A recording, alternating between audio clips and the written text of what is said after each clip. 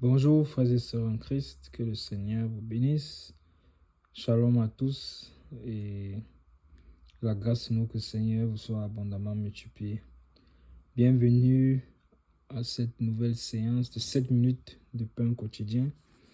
De ce jour, nous sommes le 7 mars 2025 et nous allons poursuivre notre lecture dans le livre des Actes des Apôtres au chapitre 1.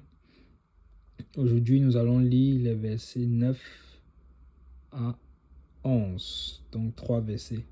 Hier, nous sommes arrêtés au verset 8 et aujourd'hui, nous allons poursuivre du verset 9 au verset 11. Donc, je lis au nom de Jésus-Christ. Après avoir dit cela, il fut élevé pendant qu'ils le regardaient. Et une nuée le déroba à leurs yeux.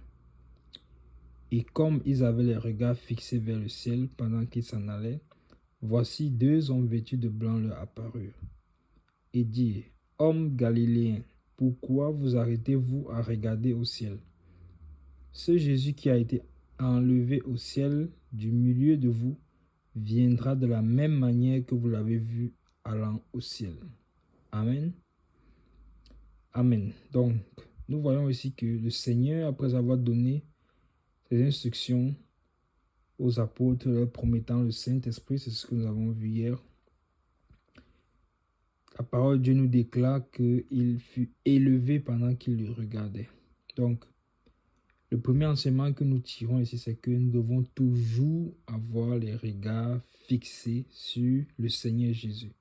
Nous devons toujours avoir les regards fixés sur lui. Peu importe ce que nous pouvons vivre, peu importe ce que nous pouvons traverser, nos regards doivent toujours être fixés sur le Seigneur Jésus. Et vous vous souvenez de ce verset qui dit: Je lève les yeux vers les montagnes, d'où me vient le secours.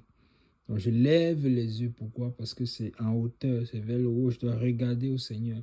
Et c'est cette image du Seigneur qui est en train de s'élever, donc nous devons toujours lever la tête, regarder au Seigneur.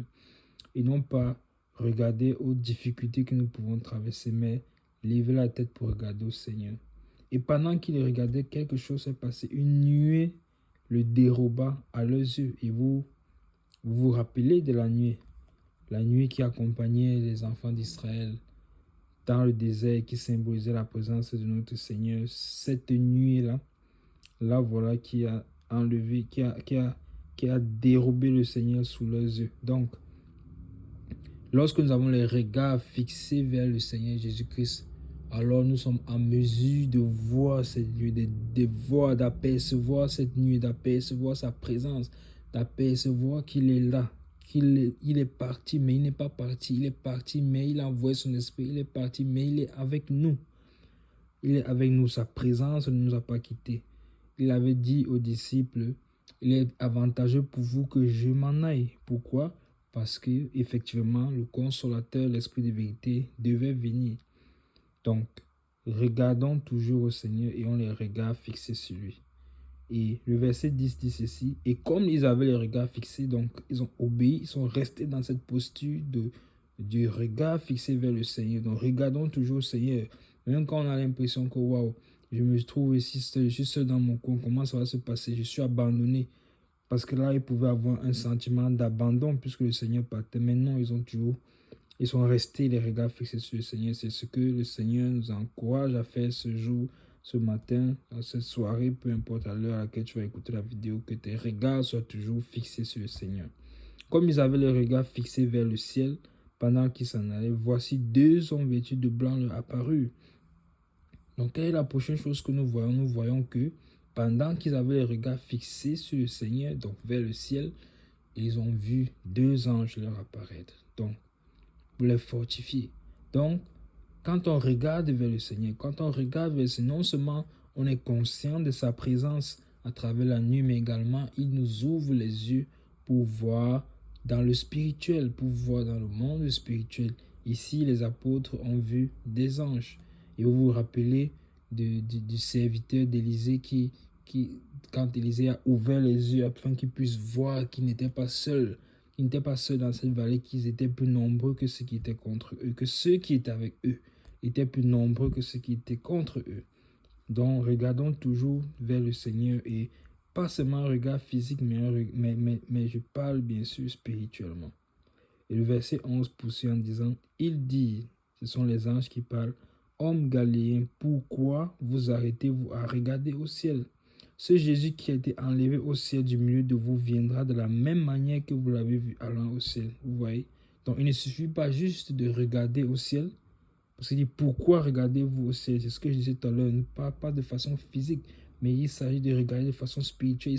Il s'agit de regarder avec une attente dans le cœur, de regarder en espérant recevoir quelque chose du Seigneur, en espérant discerner cette nuit, discerner la présence du Seigneur. Mais ne pas regarder juste au ciel, ne pas regarder au Seigneur en étant triste ou bien en étant abattu, mais avec l'espérance, avec cette attente ferme dans le cœur. Seigneur, je m'attends à toi. Je m'attends à toi, je m'attends à ton retour. Et donc, qu'est-ce que les anges vont dire? Effectivement, la même manière qu'il a été enlevé au ciel, il reviendra de la même manière. C'est-à-dire qu'ils sont en train de parler ici de la venue de notre Seigneur Jésus pour récupérer son Église. Donc, gardons les regards fixés vers le ciel. Et c'est également pour nous un entraînement quotidien de garder les regards fixés vers le ciel. Pourquoi? Parce que lorsqu'on garde les regards fixés vers le ciel, on est effectivement dans l'attente du Seigneur. Nos regards ne doivent pas être fixés sur les choses de la terre. Notre cœur ne doit pas être pris par l'amour du monde, mais notre regard doit toujours être fixé vers le Seigneur parce que nous sommes passagers sur la terre. Nous l'avons vu depuis le verset 1 de Actes des Apôtres, chapitre 1, nous avons vu que nous sommes dans une tente et que nous sommes passagers sur la terre et que nous sommes sur la terre pour une mission bien précise, que nous devons discerner la volonté de Dieu pour nos vies. Donc, quand nous regardons, nous restons les regards fixés vers le Seigneur, nous sommes dans l'attente du retour de notre Seigneur Jésus-Christ.